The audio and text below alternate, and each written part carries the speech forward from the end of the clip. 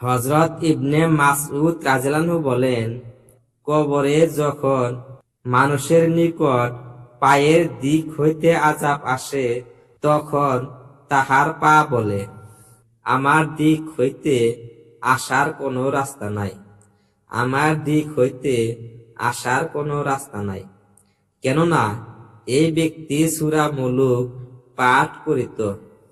অতঃপর আযাব যখন সিনা অথবা পেটের দিক হইতে আসে, তখন সিনা অথবা পেট বলে, আমার দিক হইতে, আমার দিক হইতে তোমার আসার কোনো রাস্তা নাই। কেননা এই ব্যক্তি সূরা মুলুক পাঠ করিত।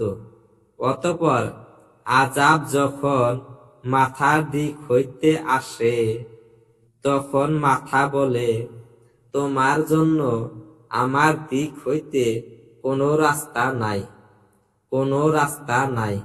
কেননা এই ব্যক্তি সূরা মুলুক পাঠ করিত। হযরত আব্দুল্লাহ ইবনে মাসউদ রাদিয়াল্লাহু বলেন, এই সূরা কবরের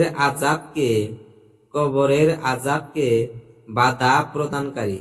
তাওরাতে ইহার নাম সূরা মুলুক। যে ব্যক্তি কোন রাত্রে উহা পাঠ করিল, সে অনেক বেশি সওয়াব উপার্জন করিল।